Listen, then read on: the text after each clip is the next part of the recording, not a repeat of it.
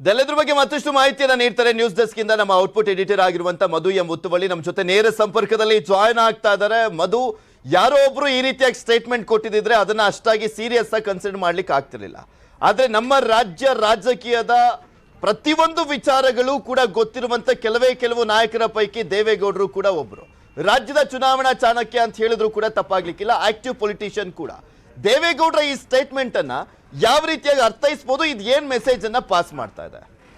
ಪೃಥ್ವಿ, ಕಳೆದ 6 ತಿಂಗಳಿಂದ ನಡೆತಿರುವಂತಹ ರಾಜಕೀಯ ಸ್ಥಿತ್ಯಂತರಗಳೇನಿದೆ, ಧ್ರುವೀಕರಣಗಳೇನಿದೆ ಮತ್ತು ಹೊಸ ಲೆಕ್ಕಾಚಾರಗಳೇನಿದೆ, BSY ಅವರ ಏನು ಮತ್ತೆ ಮುನ್ನೆಲೆಗೆ ಬಂದಿರುವಂತದ್ದು ಮತ್ತು ಒಂದು ಕಡೆ ಸಿದ್ದರಾಮಯ್ಯ ಅವರ ಕ್ಷೇತ್ರ ಕುತೂಹಲ ಮತ್ತು ಕಾಂಗ್ರೆಸ್ ಪಕ್ಷದ ಗೆಲುವಿನ ಲೆಕ್ಕಾಚಾರ ಮತ್ತು ಬಿಜೆಪಿಯ ಇಂಟರ್ನಲ್ ಸರ್ವೆಗಳು ಈ ಎಲ್ಲವನ್ನ ಆಧರಿಸಿ ನೋಡೋದಾದ್ರೆ ರಾಜ್ಯ ರಾಜಕಾರಣದಲ್ಲಿ ನಡೆತಿರುವಂತಹ ಚರ್ಚೆಗೂ ಈ ಸಂದರ್ಭದಲ್ಲಿ ದೇವೇಗೌಡರು ಈಗಾಗಲೇ ಏನು ಪಂಚರತ್ನ ರಥಯಾತ್ರೆಯ ಸಮಾರೋಪ ಸಮಾರಂಭದಲ್ಲಿ ಭಾಗವಹಿಸಿದ್ದನ್ನು ಹೊರತುಪಡಿಸಿದ್ರೆ ಕಳೆದ 6 ತಿಂಗಳಲ್ಲಿ ದೇವೇಗೌಡರು ಸಕ್ರಿಯವಾಗಿ ಏನು ತುಂಬಾ ಮಾತಾಗ್ಲಿ ಪ್ರಚಾರ ಅಥವಾ ಮತ್ತು ಈ ಕ್ಲೋಸ್ ಟು ಎಲೆಕ್ಷನ್ ಮಾತಾಗ್ಲಿ ಪ್ರಚಾರ ಇಂತಹ ಒಂದು ಚಟುವಟಿಕೆಗಳು ಕಾಣಿಸ್ಕೊಂಡಿರಲಿಲ್ಲ. ಆದ್ರೆ ಕ್ಲೋಸ್ ಟು ಎಲೆಕ್ಷನ್ ಇಂಥದ್ದೊಂದು ಹೇಳಿಕೆ ಕೊಟ್ಟಿರುವಂತದ್ದು ತುಂಬಾ ಮಹತ್ವವನ್ನು ಪಡೆದುಕೊಂಡಿದೆ.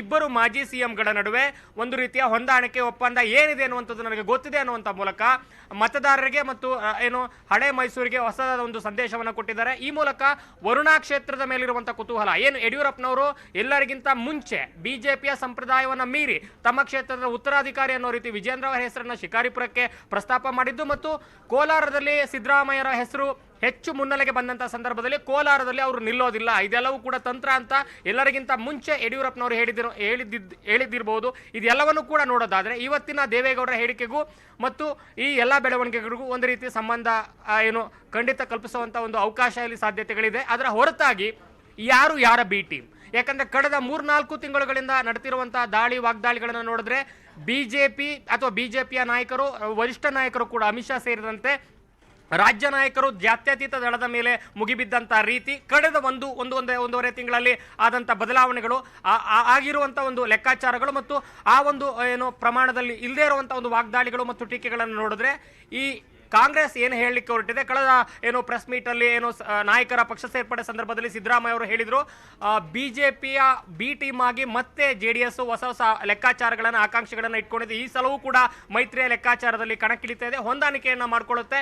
ನನ್ನ ಕ್ಷೇತ್ರವನ್ನು ಸೇರಿದಂತೆ ಕಾಂಗ್ರೆಸ್ನ ಗೆಲ್ಲುವ ಕ್ಷೇತ್ರಗಳಲ್ಲಿ ಲೆಕ್ಕಾಚಾರವನ್ನು ಬದಲಿಸಲಿಕ್ಕೋಸ್ಕರ ಬಿಜೆಪಿಯ ಜೊತೆ JDS ಕೈ ಜೋಡಿಸ್ತಾ ಇದೆ ಅನ್ನುವಂಥ ಒಂದು ಮಾತನ್ನ ಹೇಳಿದ್ರು. ಆ ಮಾತಿಗೆ ಕೌಂಟರ್ ರೀತಿ ಇವತ್ತು JDSನ ವರಿಷ್ಠರಾದಂಥ ದೇವೇಗೌಡರು ಹೇಳಿರುವಂಥದ್ದು. ಜೊತೆಗೆ ಈ ಮೂಲಕ ಬಿಜೆಪಿಯ ಪಕ್ಷದೊಳಗೂ ಕೂಡ ಯಡಿಯೂರಪ್ಪನವರ ವಿಚಾರದಲ್ಲಿ ಒಂದಷ್ಟು ಹೊಸ ಲೆಕ್ಕಾಚಾರಗಳನ್ನು ಹುಟ್ಟಾಕುವಂತೆ ಮಾತಾಗಿರುವಂಥದ್ದು. ಜೊತೆಗೆ ಸಿದ್ದರಾಮಯ್ಯ ಅವರ ವಿಚಾರದಲ್ಲಿ ಹೇಗೆ ಇಬ್ಬರು ಮಾಜಿ ಸಿಎಂಗಳು ಏನು ಕುಮಾರಸ್ವಾಮಿ ಅವರು ಹೇಳ್ತಾ ಇದ್ರು ಸರ್ಕಾರವನ್ನು ಬೀಳಿಸುವಂತ ಸಂದರ್ಭದಲ್ಲಿ ಹೇಗೆ ಮಾತುಕತೆಗಳಾಯಿತು ಇಬ್ಬರು ಮಾಜಿ ಸಿಎಂಗಳ ನಡುವೆ ಅಥವಾ ಇವರಿಬ್ಬರ ಕಾರಣದಿಂದ ಹೇಗೆ ನನ್ನ ಸರ್ಕಾರ ಉಳಿತು ಅನ್ನುವಂಥ ಒಂದು ಮಾತನ್ನ ಹೇಳಿದ್ರು.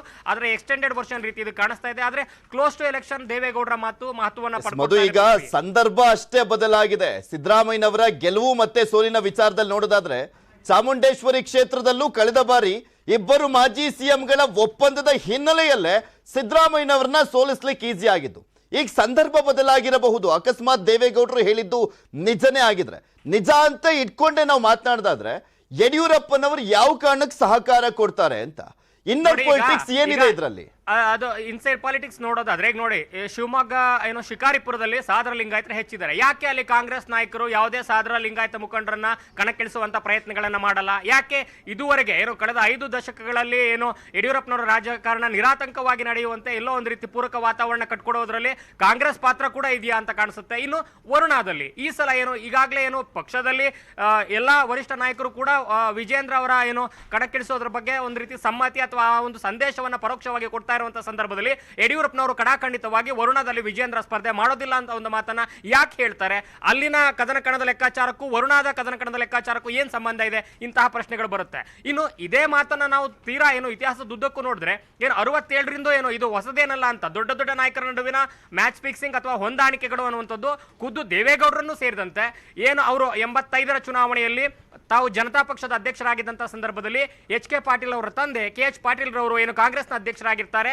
ಗದಗದಲ್ಲಿ ಜನತಾ ಪಕ್ಷದ ಏನು ಅಭ್ಯರ್ಥಿ ತುಂಬಾ ವೀಕ್ ಕ್ಯಾಂಡಿಡೇಟ್ ಆಗ್ತಾರೆ. ಇಲ್ಲಿ ಹೊಳೆ ನರಸೀಪುರದಲ್ಲಿ ಪುಟ್ಟಸ್ವಾಮಿ ಗೌಡರಿಗೆ ಟಿಕೆಟ್ ಸಿಗುತ್ತೆ ಕಾಂಗ್ರೆಸ್ನಿಂದ ಅನ್ನುವಂತ ಒಂದು ನಿರೀಕ್ಷೆ ಇದ್ದಂತ ಸಂದರ್ಭದಲ್ಲಿ ಕಾಂಗ್ರೆಸ್ ಅಚ್ಚರಿಯ ರೀತಿ ಅವರನ್ನ ಏನು ಬಿಟ್ಟು ಮತ್ತೊಬ್ಬ ಏನು ವೀಕ್ ಕ್ಯಾಂಡಿಡೇಟ್ಗೆ ಕೊಡ್ತಾರೆ. ಅಲ್ಲಿ ದೇವೇಗೌಡರಿಗೆ ಅನುಕೂಲ ಆಗುವಂತ ವಾತಾವರಣ ಕೂಡ ಬರುತ್ತೆ ಅನ್ನುವಂತ ಒಂದು ಮಾತನ್ನ ಈಗಾಗಲೇ ಇತಿಹಾಸದುದ್ದಕ್ಕೂ ನೋಡಿದ್ವಿ. ಇಂತಹ ಹಲವಾರು ಹೊಂದಾಣಿಕೆಗಳು ರಾಜ್ಯ ಕಳೆದ ಬಾರಿಯ ಚನ್ನಪಟ್ಟಣನೇ ಎಕ್ಸಾಂಪಲ್ ಇದೆ ನಮ್ಗೆ. ಚನ್ನಪಟ್ಟಣದಲ್ಲಿ ಕಾಂಗ್ರೆಸ್ ಮತ್ತೆ ಜೆಡಿಎಸ್ ಯಾವ ರೀತಿಯ ಹೊಂದಾಣಿಕೆ ಆಗಿತ್ತು ಅನ್ನುವಂಥದ್ದು ಮೇಲ್ನೋಟಕ್ಕೂ ಕೂಡ ಗೊತ್ತಾಗ್ತಾ ಇತ್ತು. ಈಗ ನೋಡಿ, ಬೀದರ್ನಿಂದ ಚಾಮರಾಜನಗರದವರೆಗೆ ಹಲವಾರು ಜಿಲ್ಲೆಗಳಲ್ಲಿ ಇಂತಹ ಒಂದು ಪರಿಸ್ಥಿತಿಗಳನ್ನು ಅಥವಾ ಸ್ಥಿತಿಗತಿಗಳನ್ನು ನೋಡಬಹುದು.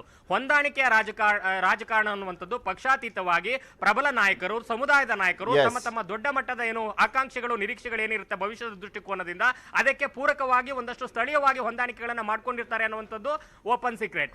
ಅದರ ಏನು ಆಧಾರದಲ್ಲೇ ನೋಡೋದಾದ್ರೆ ಕಳೆದ ಸಲ ಚನ್ನಪಟ್ಟಣದಲ್ಲೂ ಅದೇ ಆಗಿತ್ತು, ಈ ಸಲವೂ ಕೂಡ ಅದೇ ಆಗಿದೆ ಅಂತ. ಈ ಸಲವೂ ಕೂಡ ಕಾಂಗ್ರೆಸ್ ಅಭ್ಯರ್ಥಿ ಯಾರು ಡಿ ಕೆ ಸುರೇಶ್ ಅವರ ಹೆಸರು ಕೇಳಿ ಬರುತ್ತೆ. ಅದಕ್ಕೂ ಮುಂಚೆ ಡಿ ಕೆ ಶಿವಕುಮಾರ್ ಅವರ ಹೆಸರು ಕೇಳಿ ಬರುತ್ತೆ. ಮತ್ತೆ ರಾಮನಗರದಲ್ಲಿ ನಿಖಿಲ್ ಕುಮಾರಸ್ವಾಮಿ ಅವರ ವಿರುದ್ಧ ಸುರೇಶ್ ಅವರ ಹೆಸರು ಕೇಳಿ ಬರುತ್ತೆ. ಆದ್ರೆ ಯಾವುದು ಕೂಡ ಆಗಲ್ಲ ಅಂತ.